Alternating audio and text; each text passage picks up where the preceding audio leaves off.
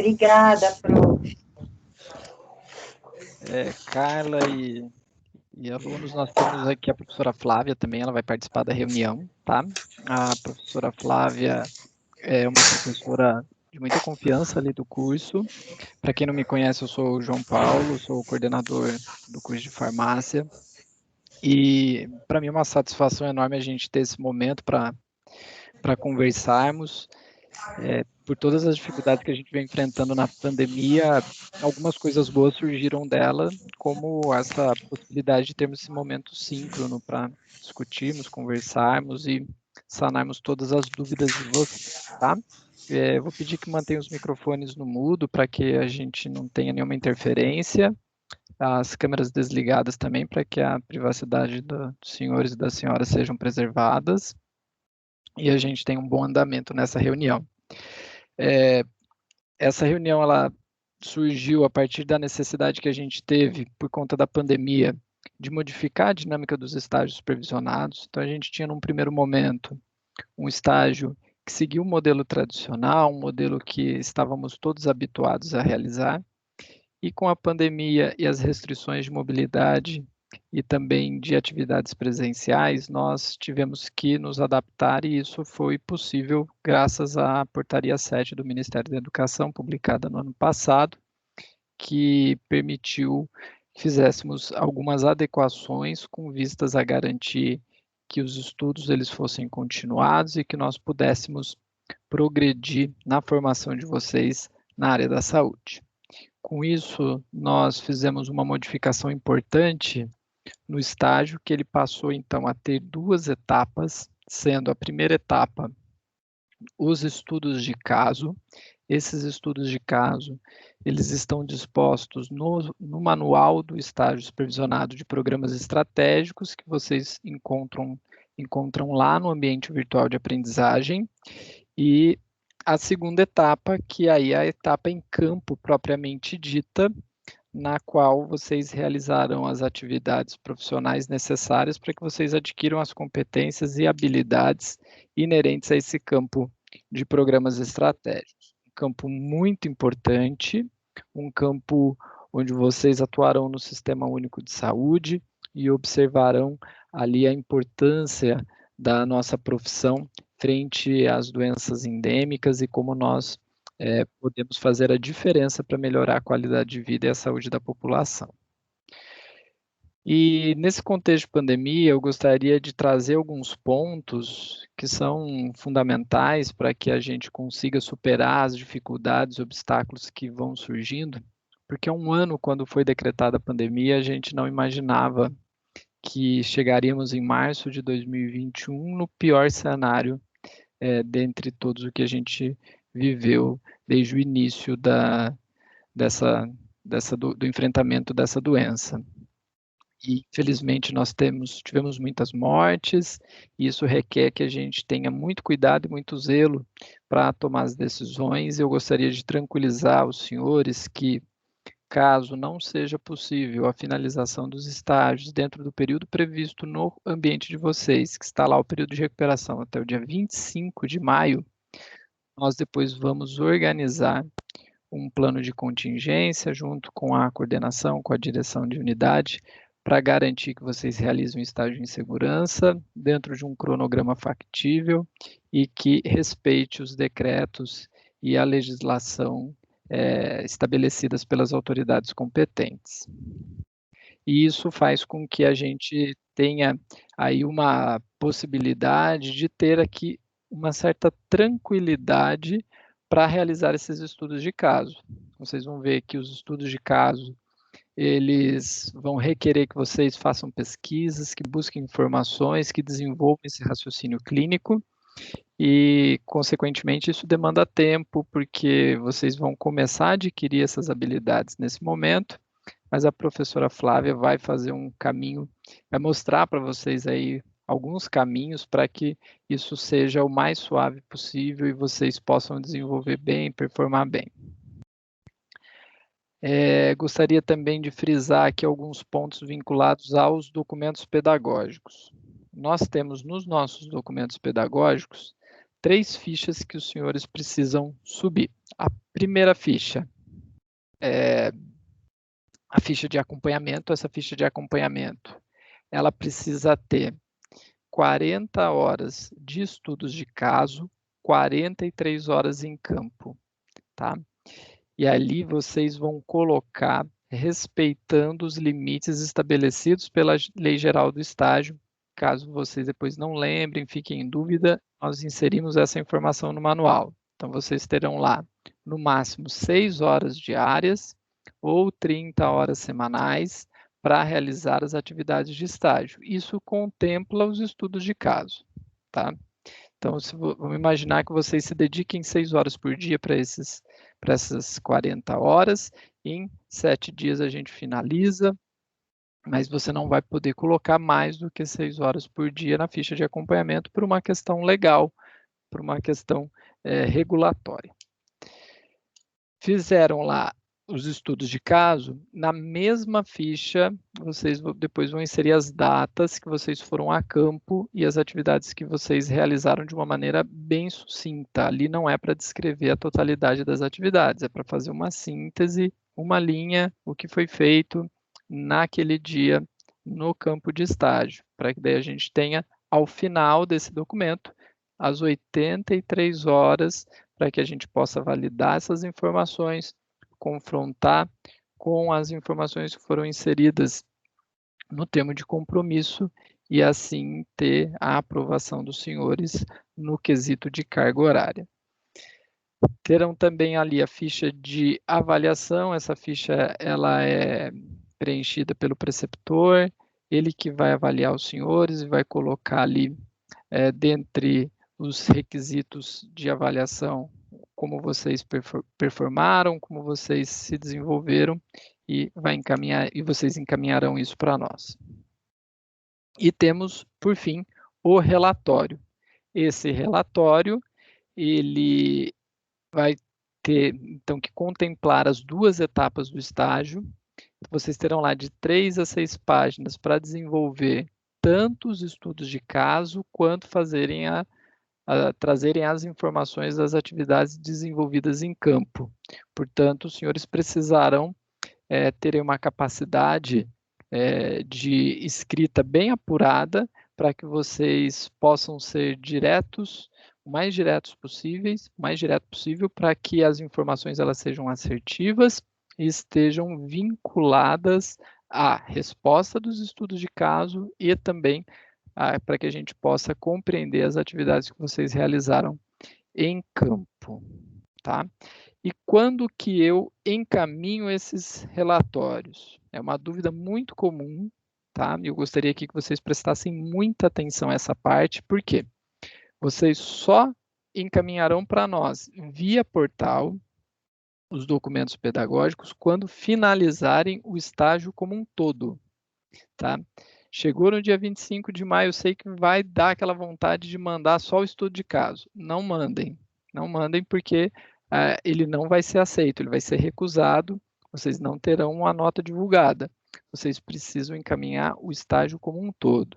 Ah, mas o meu estágio finalizou, professor, só em julho. Nós vamos fazer as prorrogações devidas, de acordo com o plano estabelecido junto à unidade, para garantir que vocês possam nos encaminhar esse material e durante esse período o estágio ele vai continuar em aberto, tá? Importante isso, vocês não terão ali nem a informação de que foram aprovados, nem de que foram reprovados, porque não concluíram o estágio, ele vai ficar cursando para que vocês possam fazer assim que for possível essa atividade em campo, tá certo? Um ponto importante é que é comum, principalmente na área da farmácia, o aluno trazer a dúvida, professor, eu posso fazer o estágio na farmácia de um amigo? Eu conheço o médico da unidade tal, eu posso ir lá? Não.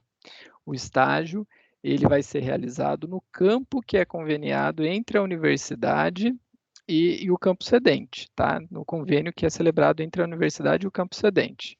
Então, vocês serão orientados sobre quais dias e horários farão esse estágio, os campos que foram liberados, ou seja, os locais onde vocês realizaram esses estágios. Portanto, isso é uma organização da unidade e não do aluno. Então, o aluno não pode nem deve procurar um campo de estágio, a gente que faz isso. E, por fim, antes de deixar a Flávia falar, que senão eu fico aqui, eu pego todo o tempo disponível para a reunião e vocês ficam sem tempo para perguntar e tirar as dúvidas, imagino que vocês tenham muitas. Eu gostaria de trazer algumas reflexões acerca do comportamento dos senhores no campo de estágio. Né? Eu gostaria de aproveitar esse tempo que nós temos aqui para relembrar que a pandemia, ela evidenciou a necessidade de uma atuação efetiva na área da saúde. Essa atuação, para ela ser efetiva, ela precisa ser pautada em ciência, baseada em evidências. E o que isso quer dizer? Que eu não posso atuar com base apenas nas minhas crenças, eu preciso considerar quais são as minhas crenças, quais são as culturas, tanto da comunidade que eu estou atuando, quanto as minhas, e, por fim, quais são as evidências científicas que suportam a tomada de decisão que eu tive para que eu possa realizar a melhor atividade possível para o usuário do sistema de saúde. Por que eu estou dizendo isso? Porque nesse tempo de pandemia, o que a gente tem visto é que as pessoas estão muito estressadas, ansiosas, com receio do futuro, mas, e vocês vão perceber isso no campo de estágio, a pessoa que atua na área da saúde, ela atua sob uma pressão muito forte. Essa pressão, ela se dá porque a gente atua com aquilo que é de mais valoroso na vida da pessoa, a saúde dela. E com isso, nós precisamos ter alguns comportamentos e algumas características que são inegociáveis, né? Por exemplo, eu preciso atender meu paciente ou meu usuário com humanização. E o que isso quer dizer? Que eu preciso fazer para aquela pessoa, para aquele paciente, o que eu gostaria que fosse feito comigo, que fosse feito com meu filho, que fosse feito com um familiar meu. Atender com a qualidade que ele merece, com a atenção que ele merece, com a educação que ele merece. A gente precisa entender que quando eu entro na área da saúde, e eu vou ser um profissional da área da saúde, eu vou atuar num sentido de doação, mas essa doação não é algo que eu vou dar, vou atender de graça, eu vou fazer isso, não. Eu vou doar o que eu tenho de melhor de conhecimento científico, o que eu tenho de melhor na capacidade de resolução de problemas, o que eu tenho de melhor de compreender a dor do outro e entender que aquele indivíduo que procurou o serviço de saúde, ele confia no meu trabalho e confia que eu sou capaz de ajudar ele a ter uma melhor qualidade de vida, a ter a resolução do seu problema de saúde. E isso faz com que eu tenha que me posicionar de uma maneira muito íntegra, ética e responsável, tá? E esse é um ponto importante porque o que acontece lá na UBS, o que vai acontecer na vigilância epidemiológica vai ficar lá. Os senhores não devem trazer para um almoço de domingo com a família, não devem trazer para uma conversa entre amigos, não deve ser alvo de comentários em grupos de WhatsApp ou em conversas de WhatsApp, porque são dados sigilosos, dados que competem a vocês tiveram acesso porque vocês estão lá representando uma profissão, estão atuando como um profissional da área da saúde. E a gente tem como dever garantir que essas informações elas fiquem no serviço e não saiam de lá. Além disso, os senhores representarão não só os vossos nomes, como das vossas famílias, mas também o nome da universidade, o nome do curso e a profissão. E eu tenho plena convicção que vocês vão elevar esses nomes. Vocês farão excelentes trabalhos, lembrando que esse excelente trabalho é vitrine de vocês para quando vocês se formarem. Tudo que você faz nesse período de estágio vai ser observado, o seu comportamento, a sua capacidade de atuar, e caso você se destaque, certamente, no momento adequado, você vai receber aquele convite para trabalhar numa uma empresa importante, você vai adquirir a habilidade necessária e a vivência necessária para passar num concurso, enfim, você certamente sairá na frente daqueles que não entendem a importância do estágio supervisionado, tá? Por fim, que eu acabei pulando aqui, eu gostaria só de relembrar as atuações dos 2 profissionais que estarão vinculados aos senhores no estágio. Então, nós temos lá o preceptor, que é o farmacêutico vinculado à unidade. Esse farmacêutico é ele que vai te orientar, ele que vai tirar suas dúvidas, que vai ser a pessoa que vai desenvolver em vocês aquilo que é necessário para a atuação na área de programas estratégicos. E, inevitavelmente, é ele que fará a avaliação dos senhores. E nós temos também o supervisor de campo. Esse supervisor de campo é o profissional responsável pelo serviço. Então, é responsável pelo campo conveniado. Então, é ele que vai chegar para o preceptor e para os senhores e explicar a rotina, os protocolos estabelecidos, os procedimentos operacionais já definidos para aquela unidade de saúde, para que a gente possa chegar e atuar dentro daquilo que já está organizado naquela unidade, para que a gente possa contribuir junto à comunidade, contribuir junto ao Sistema Único de Saúde e também ao serviço que gentilmente cedeu espaço para que a gente pudesse realizar esse estágio, tá certo?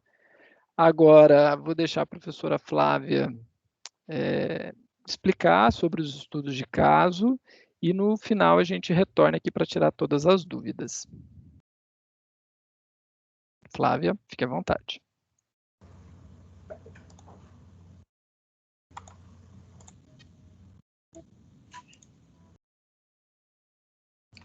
Boa tarde, pessoal. Bom, então o nosso encontro é para abordar esse estágio dos programas estratégicos, tá? E eu queria falar um pouco com vocês sobre os estudos de caso, tá? Então, como o professor João Paulo colocou, esse estágio ele foi dividido, né, com as suas respectivas cargas horárias, e aí nós temos aqui nos estudos de caso situações que vão abordar os programas estratégicos, tá certo? Bom, então a assistência farmacêutica ela tem 3 componentes, que é o componente básico, o componente estratégico e o componente especializado, certo? O enfoque desse estágio são os programas estratégicos. Tá? Então, vamos relembrar um pouquinho o que são esses programas estratégicos. Os programas estratégicos, eles são aqueles medicamentos e os insumos farmacêuticos que estão disponíveis para tratar as doenças endêmicas e epidêmicas e também infecções sexualmente transmissíveis e ali alguns recursos disponíveis com relação aos imunobiológicos e aos hemoderivados, tá certo?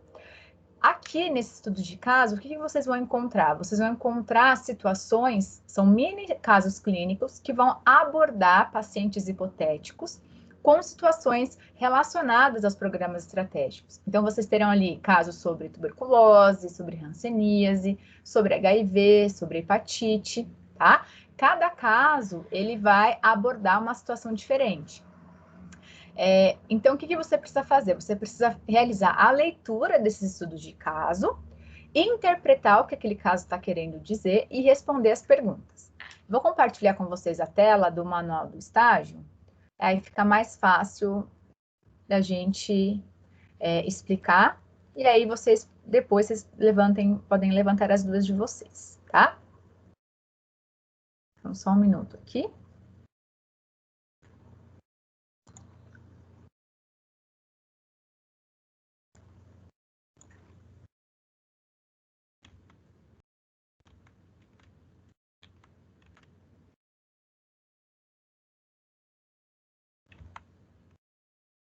Bom, então esse é o manual do estágio supervisionado em programas estratégicos.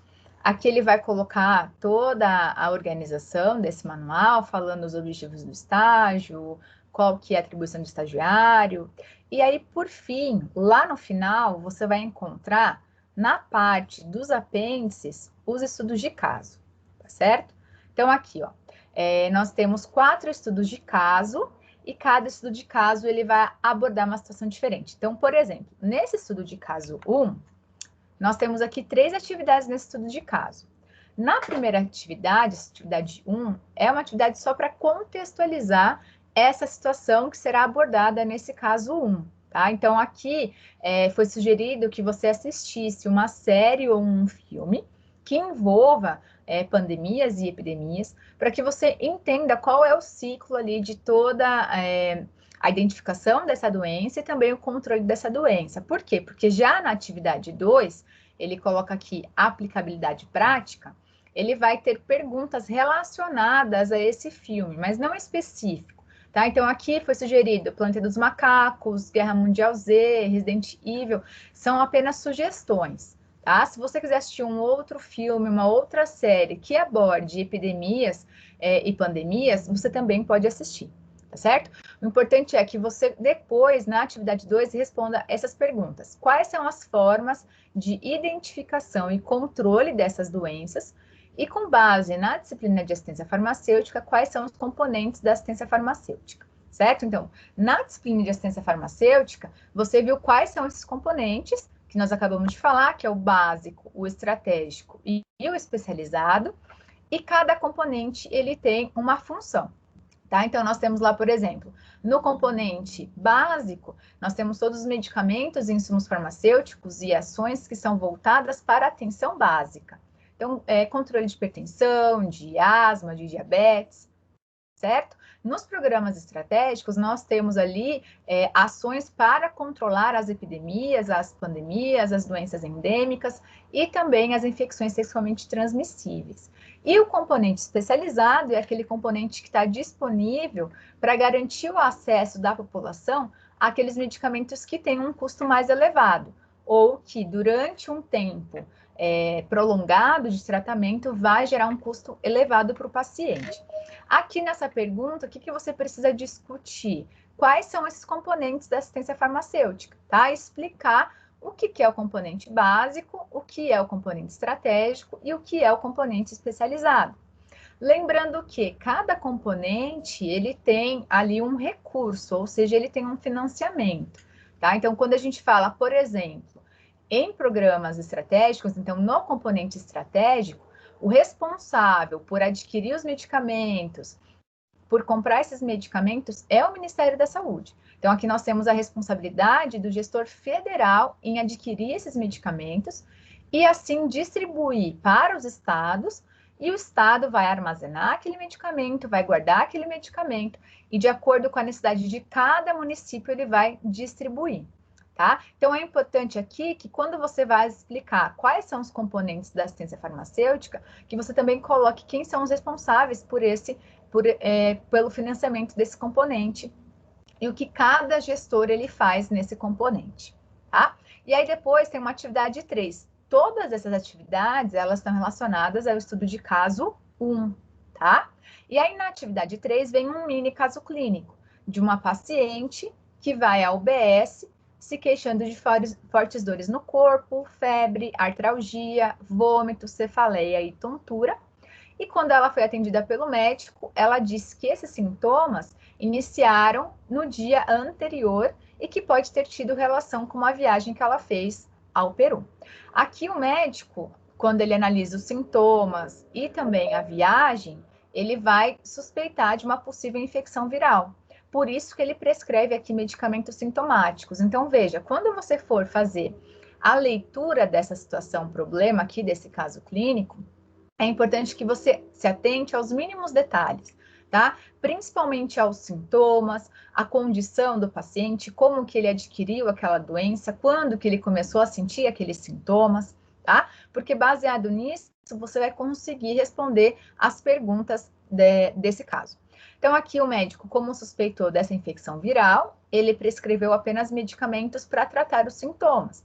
Porque quando nós temos quadros respiratórios de gripes e resfriados, ali nós não temos um antiviral específico para tratar aquela gripe ou aquele resfriado, tá? Então, são utilizados ali medicamentos apenas para tratar os sintomas, tá? E aí, depois que você lê essa situação, tem as perguntas. Caso a paciente tenha uma doença infecciosa grave, como deve se dar a cadeia de comunicação no serviço de saúde? Existe algum sistema que vai sistematizar essas notificações dessa doença? Se sim, explique como funciona. Qual é o objetivo aqui? Que você compreenda o que é o SINAM. Por quê? Porque o SUS, o Sistema Único de Saúde, ele tem um sistema de notificação de agravos, que é o SINAM. E o SINAM, ele é muito utilizado para o componente estratégico. As doenças que têm notificação compulsória, elas são notificadas através desse sistema. E é um sistema muito importante, por quê? Porque através dos dados que esse sistema gera, a vigilância epidemiológica consegue conhecer um pouco mais sobre a realidade, sobre a condição de saúde daquela população. A partir do momento que tem conhecimento de quais são as condições de saúde, conseguem se planejar quais são as ações ali para atender a saúde daquela população, como ações de controle, de prevenção e de tratamento daquelas doenças, tá? Então, aqui é mais, assim, para a gente contextualizar o que são o que é esse componente estratégico e qual é a forma que nós temos ali para conseguir monitorar as condições de saúde dessa população, tá? Aí depois ele pergunta assim, caso ela seja diagnosticada com uma doença atendida em um dos componentes da assistência farmacêutica, de que modo se dará a aquisição desses medicamentos? E aqui justamente é aquela pergunta de saber como que se dá a aquisição dos medicamentos dos componentes do componente básico, do componente estratégico e do componente especializado, tá?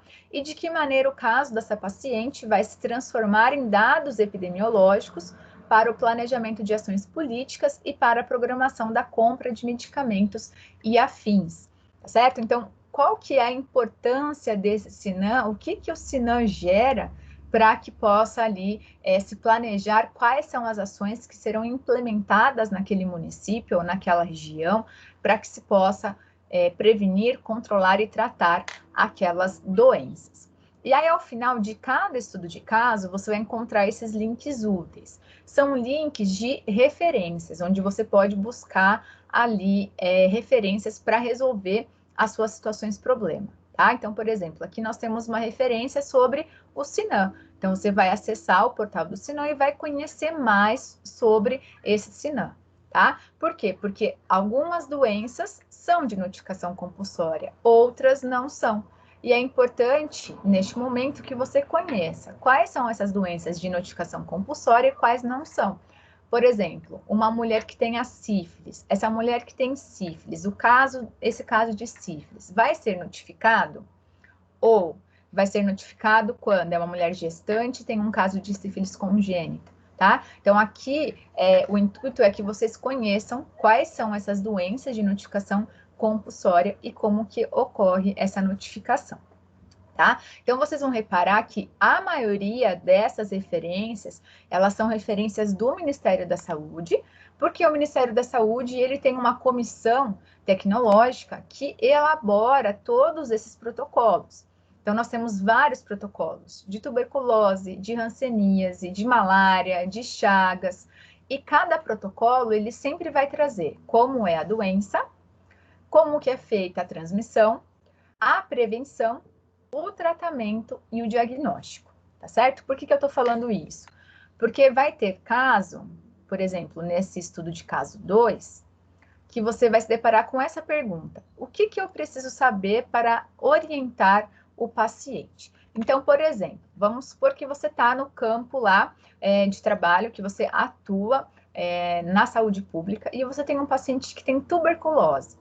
Quais são as informações necessárias que você precisa saber, que você precisa ter para conseguir orientar esse paciente? Por quê? Porque hoje nós sabemos que uma das principais intervenções para o uso racional dos medicamentos é fornecer informações que o paciente necessita, tá? Porque a partir do momento que o paciente ele é consciente, ou seja, que ele entende o que ele tem e qual é a real necessidade dele realizar aquele tratamento, ele vai conseguir aderir à terapia, tá? Então, por exemplo, se você tem um paciente que tem tuberculose, o que você precisa saber sobre a tuberculose? O que é a doença? Quem é o agente etiológico? Quem que é o agente que está causando essa doença? Qual é a forma de transmissão? qual é a forma de tratamento e como é feito o diagnóstico. Então, toda vez que vocês se depararem com essa pergunta, o que eu preciso saber para orientar o paciente, ou o que o farmacêutico precisa saber ali, ou qual a informação que ele vai dar para o paciente, você vai abordar esses tópicos, tá? Então, é importante que você anote. De acordo com a doença que você descobriu ali naquele caso, você vai abordar quem é o agente etiológico, como é a transmissão, como é feito o tratamento, o diagnóstico e também ali conhecer um pouco sobre a doença e como que é esse agente etiológico, tá certo? Quando vocês abrirem esses protocolos no Ministério da Saúde com relação ao tratamento, vai ter vários esquemas terapêuticos, tá? Então, por exemplo, ali, tuberculose. Tuberculose é uma doença que tem esquemas terapêuticos e que vai mudando as dosagens e também os fármacos que são utilizados. O que é importante você saber nesse momento? Não o esquema terapêutico completo, mas que você precisa saber quais são os medicamentos que são utilizados para tratar essas doenças. Então, quando você for abordar o tratamento, não precisa colocar aquele esquema terapêutico completo que está ali naquele protocolo, tá? Coloquem apenas quais são os medicamentos ali que são utilizados para tratar aquela doença, tá certo? E aí, sempre, ao final de cada estudo de caso, você vai encontrar esses links aqui para te auxiliar na busca dessas informações, tá? É importante também que vocês não fiquem presos somente a esses links. Por quê? Porque na biblioteca virtual, vocês têm à disposição vários livros. E esses livros também podem ser utilizados para pesquisa, principalmente os livros de microbiologia e de imunologia. Então, na biblioteca virtual, você tem, por exemplo, o livro de microbiologia do Tortora, que pode te auxiliar a responder perguntas sobre tuberculose e hanseníase, tá?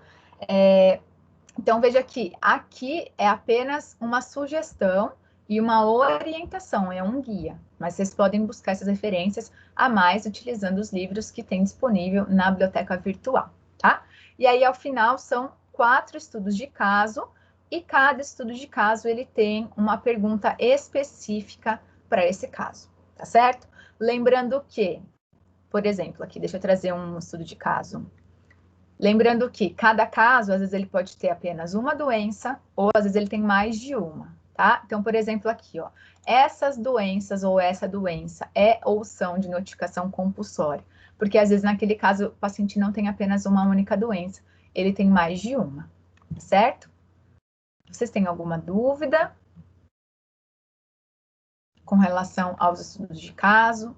Então, o que eu sugiro? Uma sugestão. Como a gente não pode ainda realizar essa parte prática no campo, eu peço que vocês já vão ali realizando esses estudos de caso, tá? Então, separa um dia da semana de vocês, um período, e fala, agora eu vou estudar aqui o estágio de programas estratégicos, tá? Então, organiza na sua agenda um dia e um período, ali um intervalo de umas 4 horas pelo menos, para que você possa ler o caso com tranquilidade, tá? Que você possa interpretar e compreender qual é a situação que está sendo abordada ali, para daí sim você ir buscar as respostas e buscar as informações, tá? Então, não pense que você vai responder essas atividades rápido, em um dia apenas você vai conseguir realizar, porque é uma atividade que vai demandar tempo. Tá? Então, eu sugiro, oriento que você já inicie a resolução desses casos, para que quando esteja liberado para realizar a parte prática, aí vocês só vão realizar mesmo a parte prática e finalizar o relatório para enviar o relatório final. Oi, Rodrigo. Boa tarde. Caso desse estudo de caso. João, cortou aqui para mim. Eu não... Rodrigo, repete para a gente, por favor, que para mim cortou também, eu não consegui compreender sua pergunta, por favor.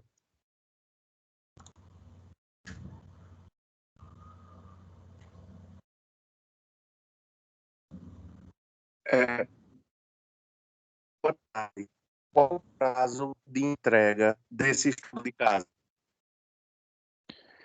Rodrigo, você vai entregar as atividades quando você finalizar todo o estágio, tanto os estudos de caso quanto as atividades em campo, tá? Então, nós temos aí que primeiro finalizar todas as atividades para depois você encaminhar um relatório só, uma ficha de acompanhamento apenas e uma ficha de avaliação referente ao estágio, tá? E aí contemplando as duas etapas, tanto dos estudos de caso quanto as atividades em campo. Se for necessário, a gente vai fazer a prorrogação considerando esse contexto de pandemia que a gente vive hoje, tá?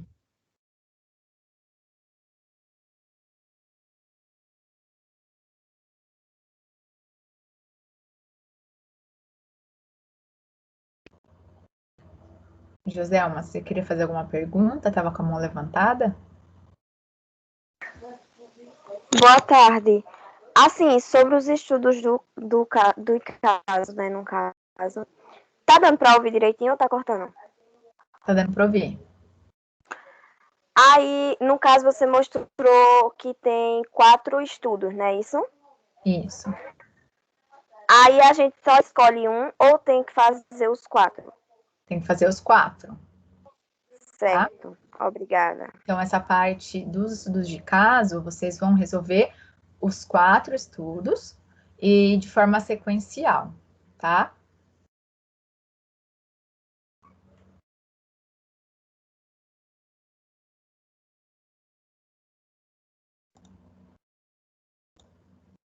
Pessoal, fiquem à vontade para trazer todas as dúvidas que vocês tiverem, tá? Esse é um momento importante para a gente alinhar aqui as nossas ações e que vocês tenham todas as orientações necessárias para que a gente possa realizar as atividades de estágio. Roselane, fique à vontade.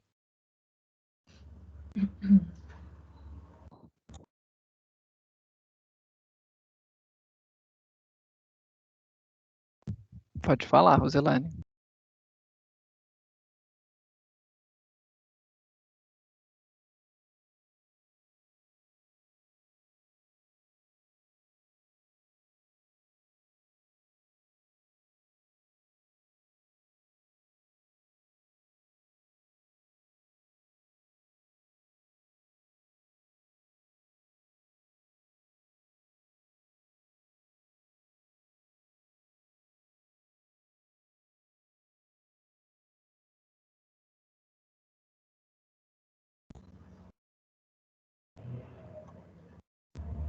Pessoal, ninguém tem dúvida?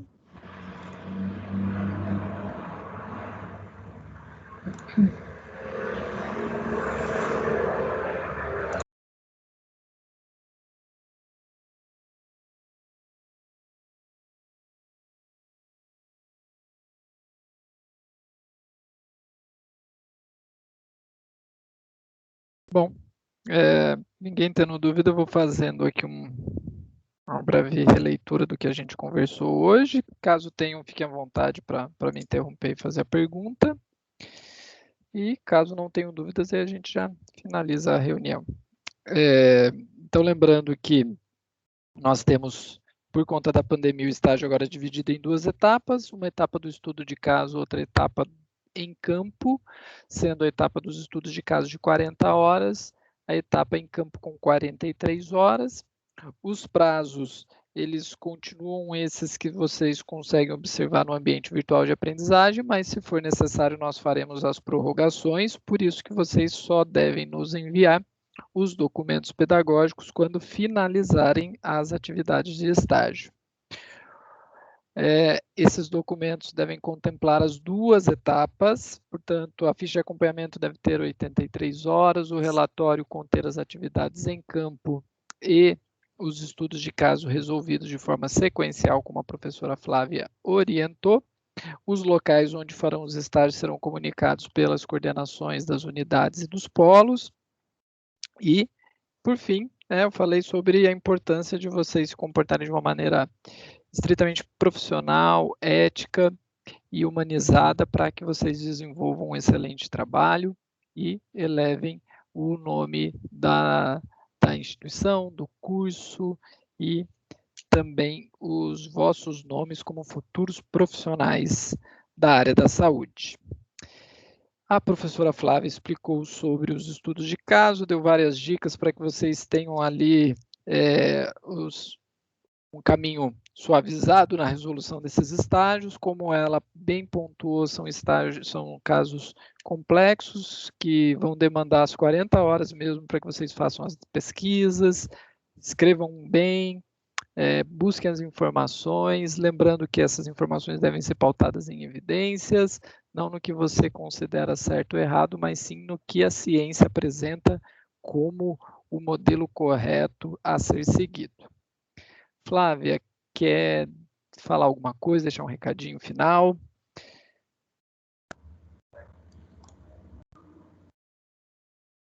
Bom, pessoal, então só desejar a vocês um bom estágio.